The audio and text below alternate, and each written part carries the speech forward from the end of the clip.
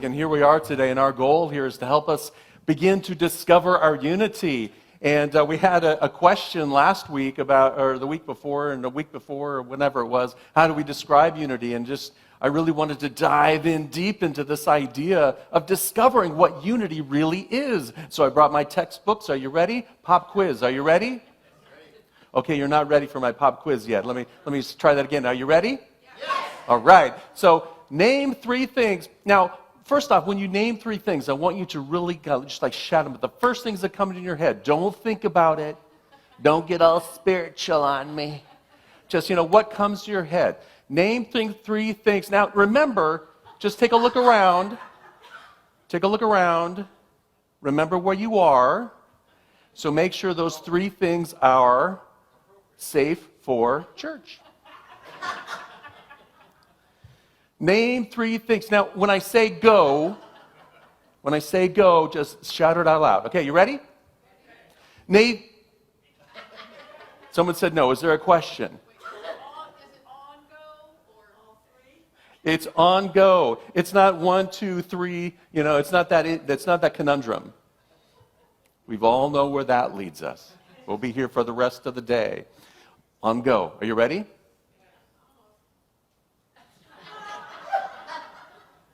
Name three things you did this morning. Go.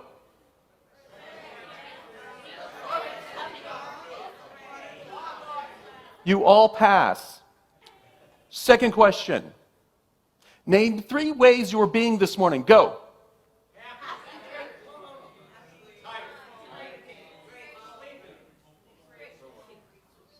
Paul gets an A. The rest of you about a C+. I'll give you an A-. Participation points. But did you notice how it took you a little bit longer to answer that question? Yeah. Did you notice how the things that you're doing, I did this this morning. But the way I was being, how was I being? How did I show up this morning? We had to think about how we showed up, yes? Now, if you think about when you're at a gathering, and this can be any gathering, and you're meeting somebody for the first time, what is one of the top questions that you might ask them? What's your name? What do you do? What's your name? That's probably number one. What do you do? Is one of the top one. Where do you work? Where do you live? That's getting a little personal. But you start asking, kind of one of the first questions that we tend to do is ask, what do you do? Because that's how we've been taught to define who we are. We've been taught to define who we are as the things that we do. And if we're not doing great things, who are we? Or I don't know if you've ever been in a work situation where, 5 months ago, you did great things. Anybody do great things 5 months ago? And then the question is, okay, what are you doing today? What have you done for me lately? Have you heard that saying? Yes. We're so tuned into and wired in doing. And even from a spiritual purpose, from a spiritual basis, what's my purpose in life? What am I supposed to do, John? You have to tell me what I'm supposed to do. Well, first you make a tithe to Unity Palo. Oh. So that's what we do as human beings, right? We start to categorize ourselves. And the reason we categorize the other people is we want to know, are they in my bucket? Are they in my group? Can I relate to them? Do they think the same way I do, or do they do the same things? Are they doing something that I would be interested in? And once we categorize us into a bucket, then we start micro-categorizing each other. Well, you say you're unity, but do you really practice practical Christianity? Anybody know what that is besides Sarah Ann? Well, you say you're unity, but do you understand metaphysical Christianity? Do you understand metaphysics? Do you understand the threefold beings of consciousness? Besides Jo, because she's studying it as a test coming up. Right, because we want to narrow that focus so they really like me. And we start to put everyone into silos. And those silos can be amongst a lot of different things, not just what we do, but how we show up in life. And so our goal, it's like if you were, for example, an actuary at the local insurance company. Anybody know what an actual does? An actuarial? Statistics, right? They go out and they analyze the claim and figure out what happened or who owes what, and they really get into the details of the numbers. So let's say you're at a party and you say, "Hi, I'm an actuarial for my local insurance company." I love actuarials. I know a few, actually. But that doesn't define you, does it? That's not who you are. That's something that you do. Now, what defines that person might be something like, I'm here to experience clarity, to bring clarity to a situation. I'm here to be honest. I'm here to express integrity.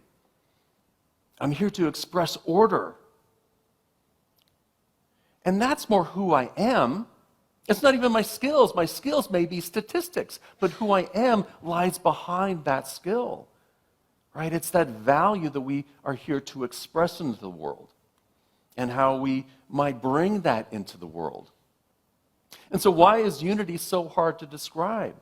Well, because people want to put you into a bucket that they understand. And you say, I'm from unity.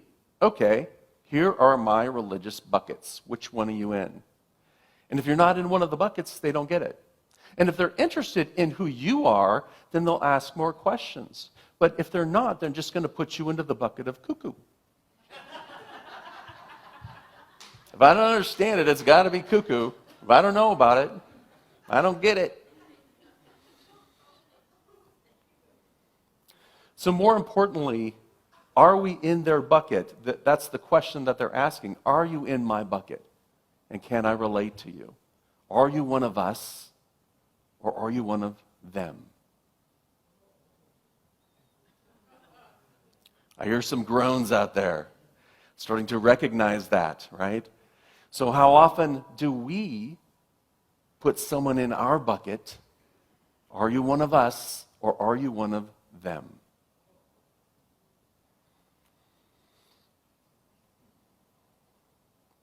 So the idea here is really, can you understand that even though they're outside of your bucket, can you understand who they are? Can you get to know them? Can you begin to create connection with them? Can you begin to see their point of view? You don't have to agree with it, but can you even see a different point of view? In unity, I think it's so difficult because it's not about our doing as much. Yes, we do outreach. Yes, we do meditation and prayer and affirmative prayer. Yes, we do this thing on Sunday called church or spiritual service or whatever you want to call it. We do some things. But what unity really does is not about the things that you do. Those are just the practices to get to that deeper level, that deeper understanding of who you are and who you've come here to be. So when we do this through daily spiritual practice, we do it through daily spiritual practice so that we can begin to show up in life as the person that we've come here to be, as our higher self, as that better me. I don't want to put any labels on it. We label it a lot. You know, your divine consciousness, your Christ consciousness. It's just your better self. Let's just keep it simple today. Your better self. So unity changes our beingness. Unity changes our consciousness through our daily spiritual practices, and it changes our thoughts, our habits, and our inner dialogue. I thought about the idea, you know, those tapes that you play. And then I thought about my kids. Do they even know what a tape is? My kids don't. My oldest did. She made mixed tapes, but my younger kids don't make mixed tapes. I think they've seen a tape before. So I'll just say your playlist. Maybe that will bring in all the generations, right? That playlist that's going on automatically in your head. What unity does is open you up to that self-awareness that Lisa talked about, that awareness of myself. And when I notice that I'm beginning to put someone in the other category, then I have the opportunity to bring that other category in. I have the opportunity to make a connection with someone, to understand where they're coming from, to know that even though I may not see it or experience it, that within them there is that divine potential. There is that higher self potential, even if it doesn't meet my standards. And I've got pretty high standards for you all. You've heard it said by the master teacher that you are the light of the world. Anybody hear that one? You heard it said by the master teacher, Jesus the Christ, you are the salt of the earth. Have you heard of that one? What does it mean?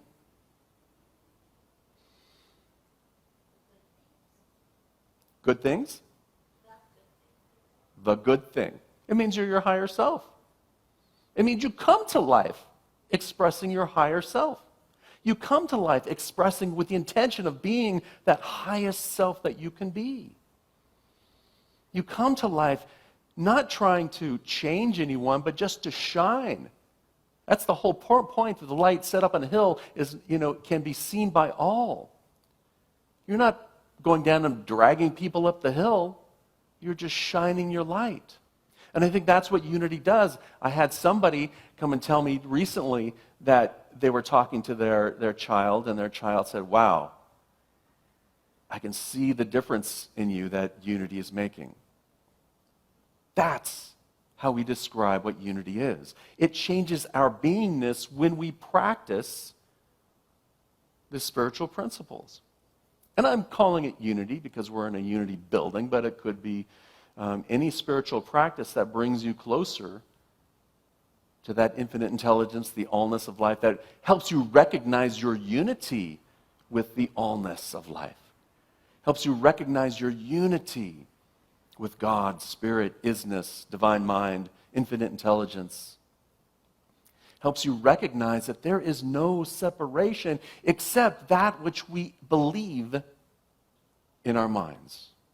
That's the only place that separation exists, are those playlists that go on and on, that say, I'm not good enough, I'm not worthy, they're the other, right? I have to find people like me. And it's wonderful when you find like-minded people.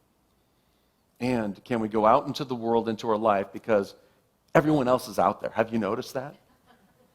Everyone else is out there.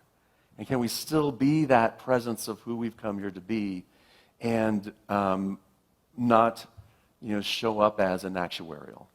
I'm just an actuarial, right? That may be what you do, but how can you shine your light in everything that you do? So we show up expressing our higher self.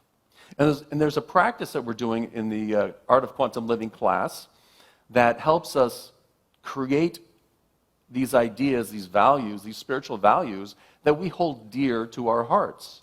Now, I can tell you, you have to have my spiritual values. Are you ready? Right? Are you going to write this down or what? Why am I even looking? Self-awareness, love and wisdom, faith and authentic will, and open-heartedness. That's who I've come here to be. So how do we determine how we've come here to be? How do we determine what those values are? Well, a lot of times we can get them through meditation and affirmative prayer. We can just open ourselves up to who I've come here to be. We can also identify who we've come here to be when we are our highest self. Anybody, have you ever been your highest self? How about this? Have you ever experienced joy? Have you ever experienced enthusiasm and excitement for life? Have you ever said, oh, this is awesome? Yeah, we've all had some experience out there. And when we think back to that experience, we can bring that experience back to us, and we can re-experience that, relive it, and let it flow. What's interesting is we tend not to do that. And I don't know scientifically what the theory is, but here's my theory about the science. The amygdala, which houses our memories, also houses the watch guard for us. Are we in trouble? Or is there a threat? So anytime someone asks me, how come I think about my family, I think about my father, or I think about some experience, I know we had a wonderful time, but the only thing that ever comes up when I think about that are all of the things that went wrong. Ever go on that wonderful vacation?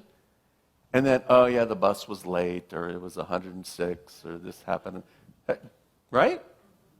And those are the things that come back first, because our amygdala is saying, oh, wait, that was not safe. There were these things that weren't so bad. So the good stuff tends to be lost because we don't cultivate it. We allow the negativity to be our lens through which we're seeing the world today. So one of our practices is going back to those wonderful experiences that you have and really draw forth the memories, the experience of the things that were wonderful. And as you do, you can draw into you that experience again. They talk about trauma, and trauma is in the nervous system because the things that happened in our past, we relive every time we bring it up again. We relive it. It's trauma happening all over again in my nervous system. Well, the same thing can happen for the wonderful things in your life. Did you know that? It's the same process within you. You bring it up, and it lifts you up. So you are here to be the light of the world, to show and express and experience your higher self. And how that shows up, we'll talk about in a moment. And you're also here to be the salt of the earth.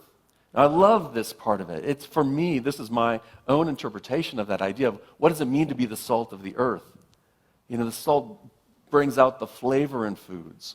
The salt is the character of life, the savoriness of life. And that's who you've come here to be too. You're here to express your flavor, your individuality, your uniqueness, your own sense of, I'm here. I'm juicy. I'm here to be me in my own way.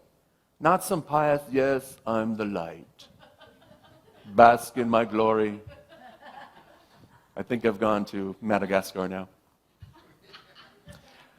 I've got kids of all ages. I've seen Madagascar, the movie, probably 100 times. And so it's just innate in my nature. All right, so here's a practice. Here's a practice. Here's a practice that we can do every day. Here's my first textbook. Who have you come here to be?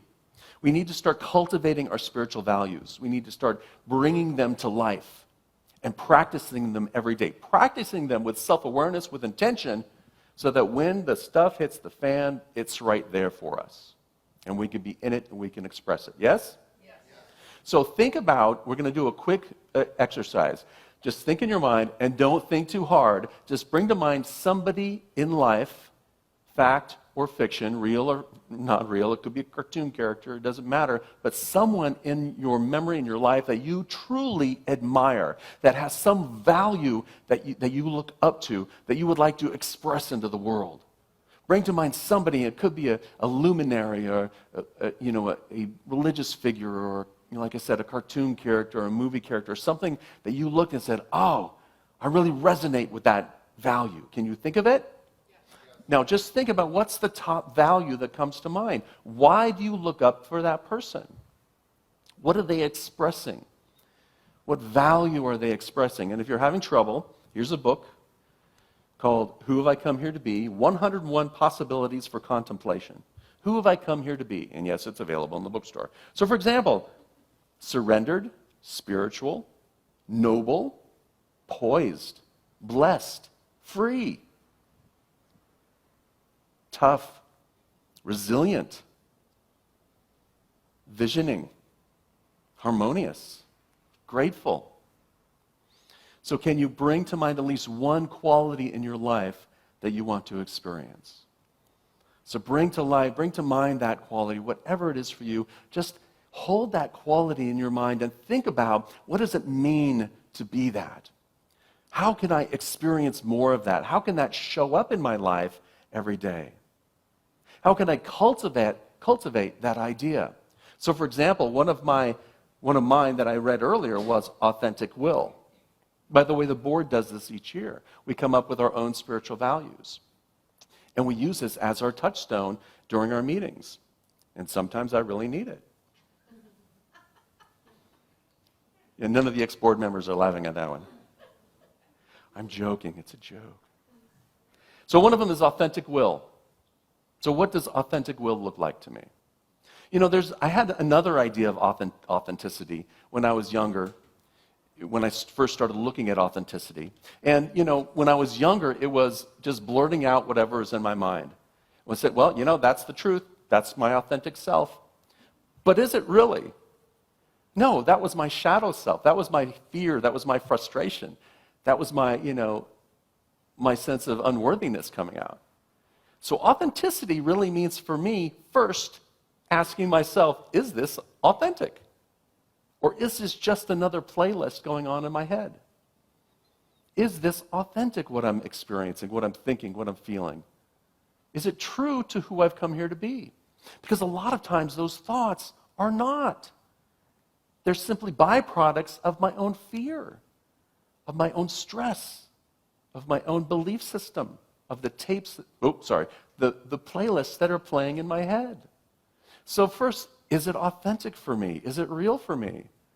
And if it's real for me, then activating my sense of will, my power of will, my ability to move forward and to act. And that action may come in mind, it may come in words, it may come in physical actions or things that I'm going to do, but I take action on it. I don't just sit there and think, oh, that's nice. What a pleasant thought, John. And do nothing about it. One really has to put that principle, put that value into action in your life, and then evaluate how it shows up for you. How does it show up at work, in the grocery store, on the freeway, with my friends, when I'm alone, when I'm on my walk? How does it show up for me when I'm speaking to somebody one-on-one, when we're having a discussion about things that we're frustrated about? How does that show up for me? How can I be authentic in that situation? Knowing and taking the time to just know, is this who I really am? So that first practice is to begin to cultivate those qualities, those spiritual qualities within you, so that you can bring them out and you can be that quality throughout life in everything that you do. So that you can start living from your sense of self. And that's a self with a capital S. You know the difference? The capital S is your higher self, your divine potential. Start to living a little bit more from your higher self rather than the lowercase self, which is our ego, which is our shadow qualities, which is our fear. Just noticing, oh, here's how I'm showing up. And when I show up with my fear, with my insecurities, with my doubt, with my frustrations, I create disharmony within me. I'm no longer in harmony with spirit that's already there. I'm fighting against the current. I'm no longer in harmony with the people around me or the situations around me. I'm in disharmony. I'm creating disharmony. I'm creating, what's the opposite of peace? Disharmony? Yeah, I was going to say unpeace, but I just kind of ruined the flow there. Chaos! Well, I don't know. There's good things that happen in chaos too. But it's that sense of discomfort. So, who have you come here to be? What values are you going to uniquely express in the world in all that you do? If you start to cultivate that side of you, the doing will be much more joyful, much more peaceful. It will flow more easily for you. And you will experience life from a completely different viewpoint. You will experience life from a more sense of harmony with what's happening with you. James Freeman Clark was a minister from the 1800s, I believe. He said, if I cannot do great things, I can do small things in a great way. Isn't that powerful? If I cannot do great things, I can do small things in a great way. And how many of us have small things to do today?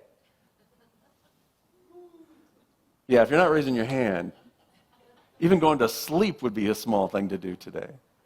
We all have small things to do. The dishes, the laundry. I changed a light switch the other day and had to create a hole in my roof. It's a long story. Not my roof, my ceiling. And I'm not fixing it. Someone else is going to fix it. Because my strengths are not making it beautiful and pretty and clean. My strengths are ripping it out. If you cannot do great things, do small things in great ways. Because when the great things come along, you're ready for it. When the great things in life come along, you're empowered by it. And you're ready to move. I'd like to close with a poem from the book Color This Day Beautiful by Joyce Riley, a.k.a. Mom. She's not here in the sanctuary today, but she's with me this week. Where is it? There it is. And this is entitled Who We Are by Joyce Riley. I am spirit, I am soul. I am myself, I am whole. I am kin to the universe. I am kin to each star. There is in me the power to bless. I bless you now for who you are. For you are spirit, you are whole.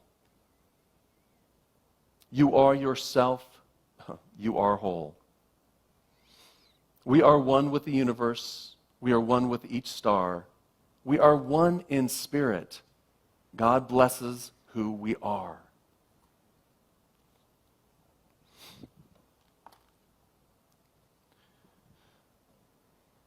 To me, that's the definition of unity.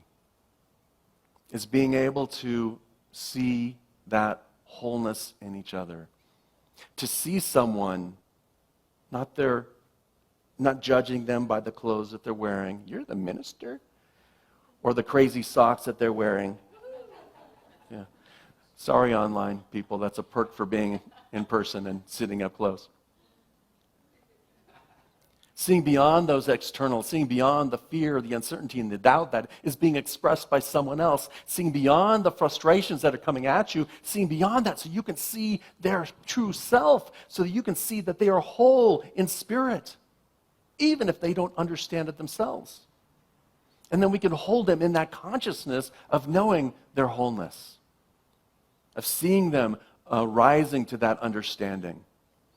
And we can hold ourselves in that same sense of wholeness, regardless of what's coming at me, so that I am confident and pure and just anchored in that. Anchored in that. So, Felix, would you put our affirmation on the screen? It's a simple one today from my mom's poem. I am spirit, I am soul, I am myself, I am whole. Would you affirm that with me together?